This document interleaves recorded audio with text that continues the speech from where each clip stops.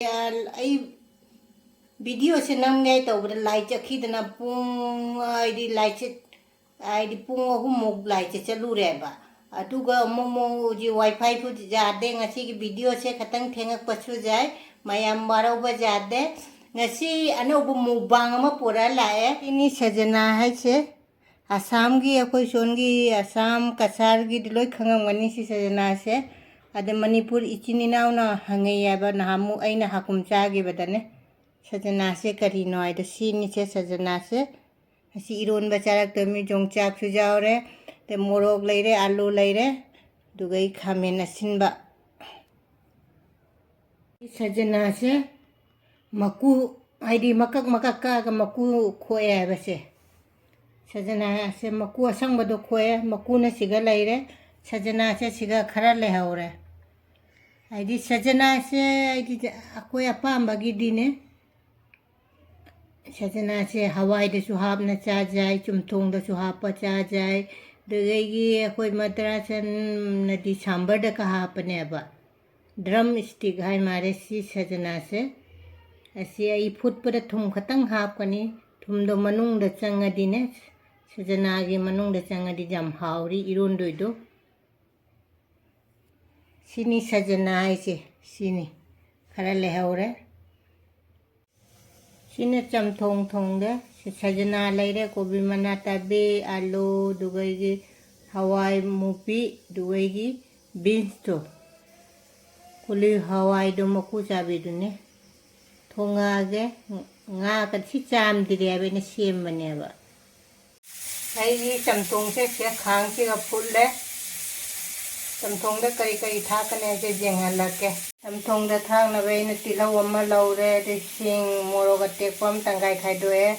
ngari tonga leire nga jaiba leire dugai nga ataoba su leire dugai khamen sendi ga sipuna mak thaage gana ina aloo ga dugai gi sajana ga phut le ba ku koi sigana Chamthong thonge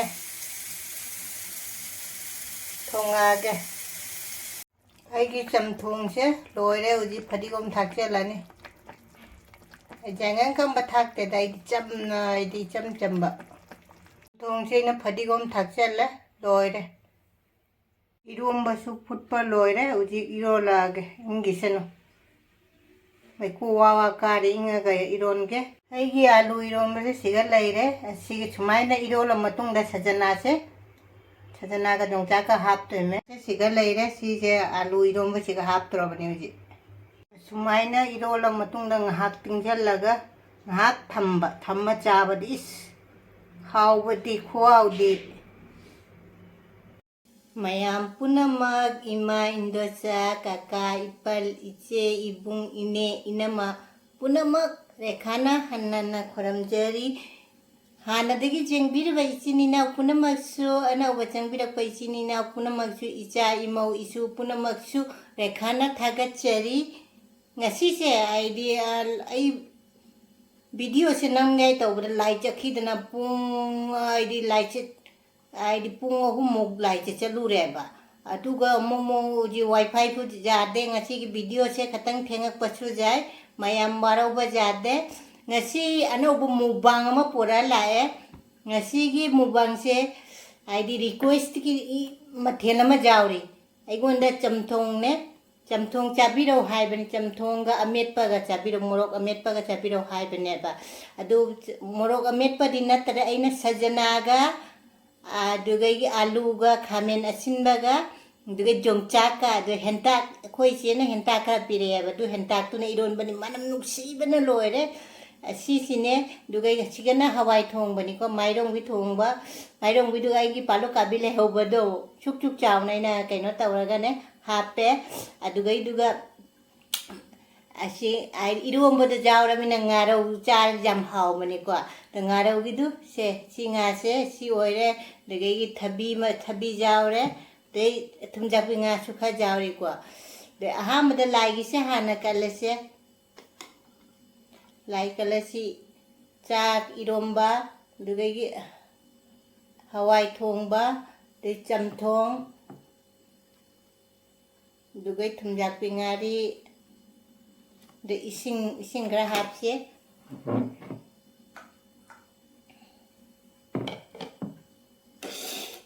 ngasi di jam hau ba hinjang ni ko ngasi ai di kumsi gi ai ju aham boy na cha doi ni kaino se sajana ga aloo ga jongchak ham na iron ba se khamen chambi ga sajana se ai di akoi di jam cha bani na ne pa mi jam na se ai di manipur ichini na na khang dara su ai video de dum hapa ke ai hap khra bani abai na sajana se ut khra bani karino haina aina na hamuk cha gi bida su hang bi re si se kari pot no haina ne adu sajana hai se drum stick hai bane adu ne si chamina si jam hau bane ba hai di nang chamthong da su hapa haure diga iron cha ba su haure de nga ga thong ba su haure hawai da hapa su jam haure hai punamak ta loi chen chana bai do adu mayam da se iromba se jongchang ne kai ne de nga ga tawre ilage jam hau da mi ngasi gi se aigonda request ki mathel chumthonga ai morok amet pa ga chabi ro hai bane aba asidi request ki mathen oire de iromba se asi mayam di lage nga ga jongchak ka jawri mi ko si jam asi jinjang ki di jam hau de mi iromba se khuwa ma taw de mi se china punamak tani ko ima indosa ine inama ise punamak ai di ichin nina punamak ta de ichai mo isu punamak tani ko ai ya sangman gare kenatra ne se meya ka kallo charam ta hairo haubra hau to henta nei ron bani ngasi gi se leiba jadre ai se lai ka khuram graba khang di ni lai gi de na kat khra bane ba lai khuram drai chu kaw gra bayam cha ba haura se khuram mani da lai gi kat khre khuram mani cha ba haura se chamina se henta ki manam se ta ba leiba jadra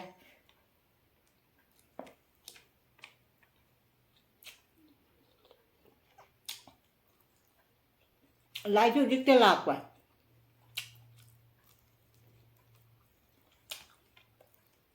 sajana je smaina na mai pa ra ga mana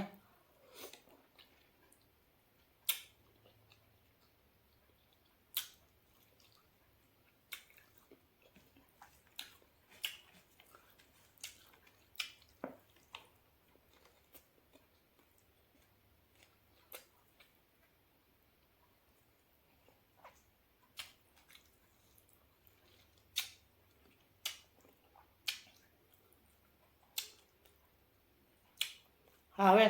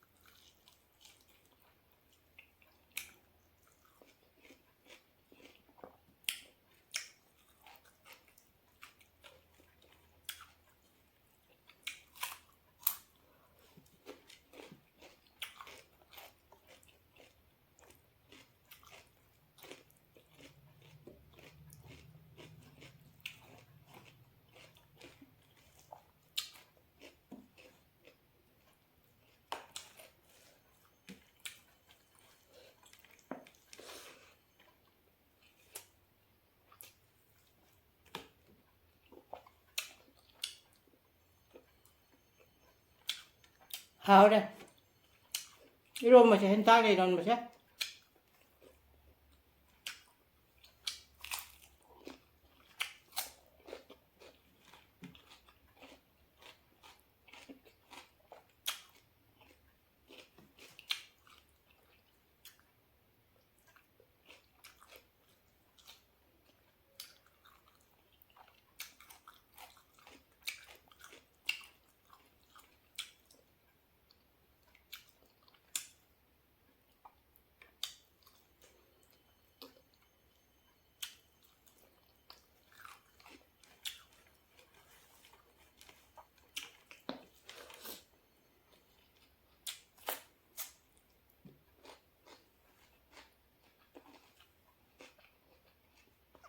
Chamthong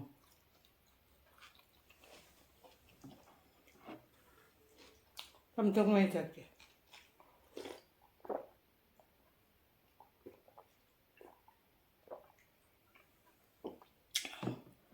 มังอะไรวะ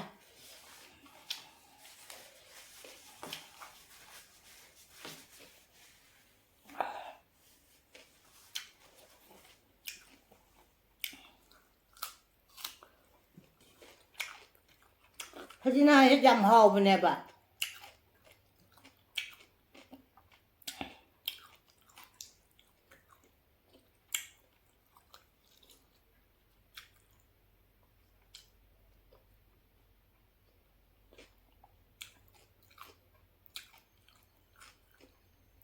Sajanaให้มาตะข้าไปจะรำมันเนี่ย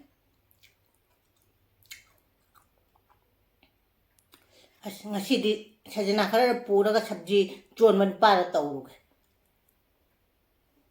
kha ba Sajana kha kharam mene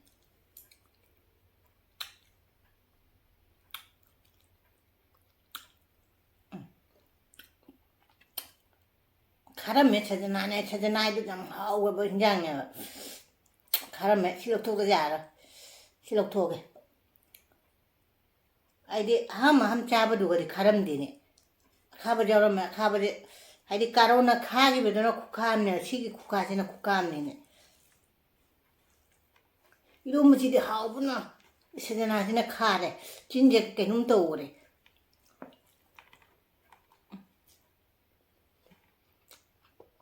जम हावना चारा का खरम में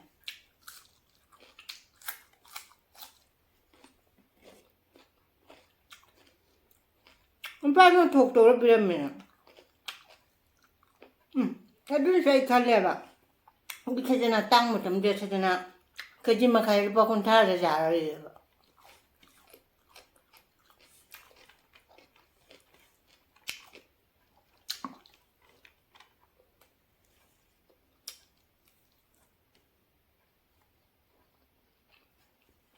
Jadi kai bom malai dia Sajana. Udah pukai. Ai nai be thok kha thong Sajana do Haji akaba do ma ba akaba matte ma chara mu chara ai khade ai adu di jong akaba jara me cha ka ke num to wala chara se sujam ha ne ro la ga hen ta ka ha bo ro la ga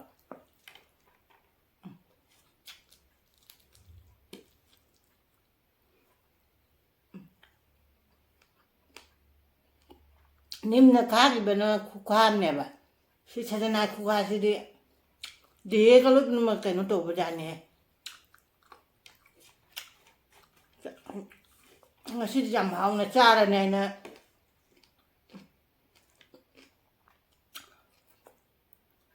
mayam kaino to bajate ko Sajana jam kharam me nane cha bne khad bne ba Ngasi sabji wala do khang ne ba ma taw ge ngasi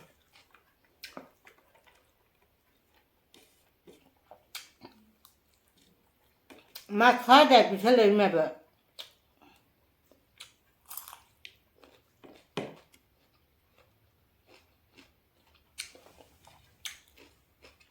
पैसा की दिक्कत मत दे को तो मा mo cha re ma kha de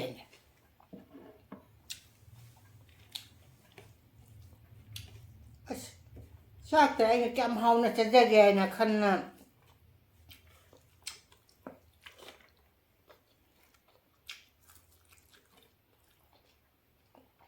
mà họ có lên mang ăn rồi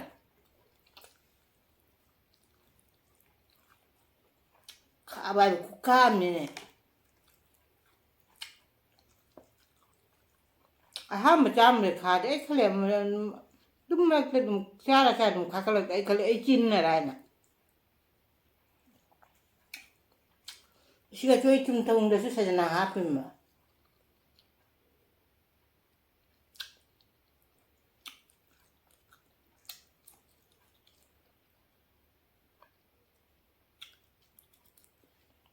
Sidi kami tembi kai ka hakten madu katang khaba di sidi wai khaba khawale thôi cha khỏe là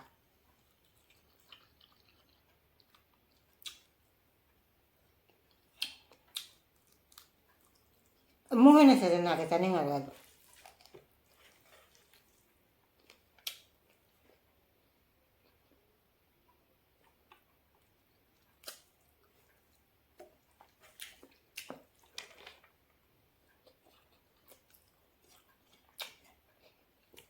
Don't make me the hard.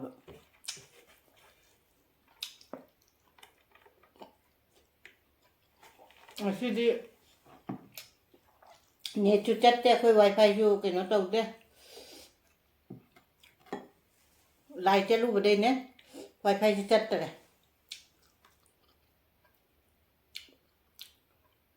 She got happily carded. She got a little carbon.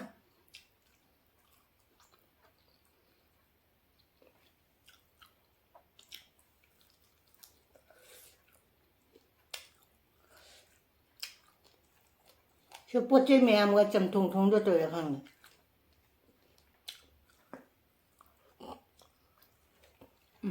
Earlier, Sajana, madam, that jump target kid cannot die. Carbon pang naruna.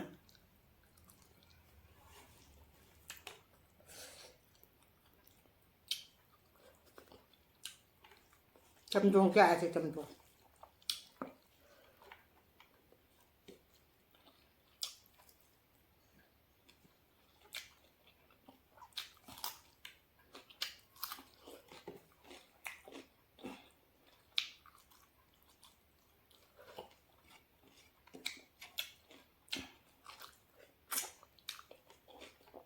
Hawai thì đi mua cha để làm mua cái thùng bì bên này. Hawai thì đây là mặt thiên cái chum dao để làm xí thế Hawai thì làm hấp bọc bên này.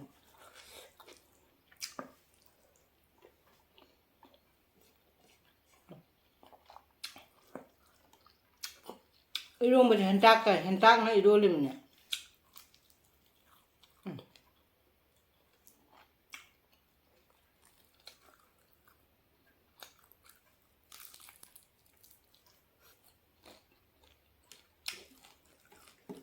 Mua nó khá bên nào. Mày ăn ta hay biết ông mày ăn chút. Sajana khá bắt thèn là bà khá ăn nè. Carbon chạp đây khá đấy.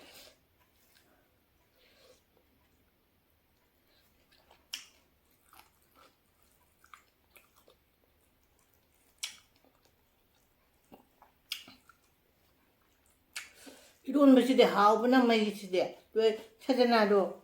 좀 짜라 가글레이미네.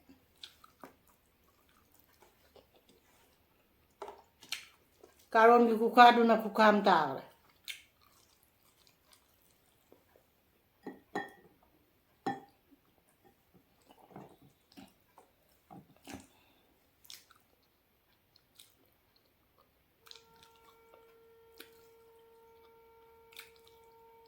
지레지리도 잠통돼서 시세잖아지네 앞이제.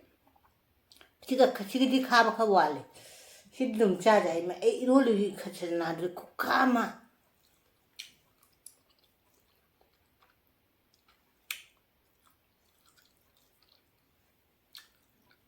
원 पूरे चट्ट में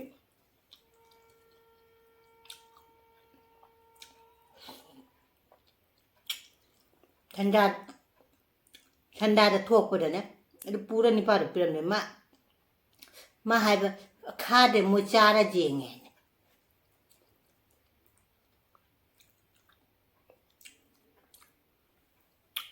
पहचान दो वो पिरम ने लेम न था रे हाय दे सुपर माँ ना मुचारा जेंगे खादे है मैम ऐ चाहिए कैल्शियम नहीं चाहिए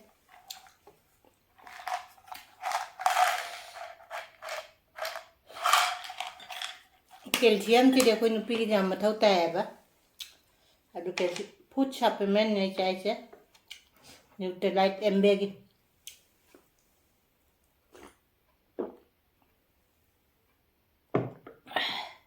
अकोई नुपी की है दी कैल्शियम दी जाम मत होता है बा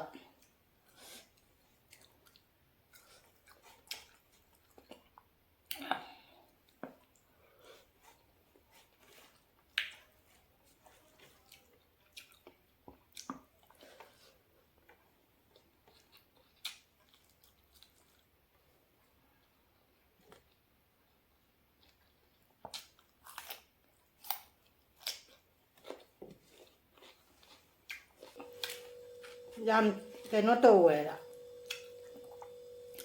ꯌꯥꯝ ꯍꯥꯎꯅ ꯆꯥꯅꯦꯅ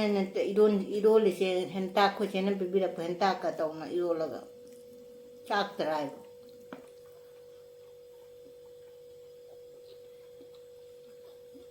이러면서 좀 봐. 누가 세대나로 가란 배 와니.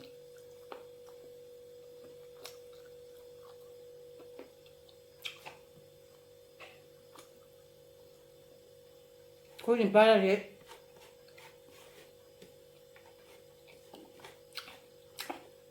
lấy rồi chỉ lấy đi sao nào hao cái đó là hai mẹ ấy này bạn ấy chân như này đây bạn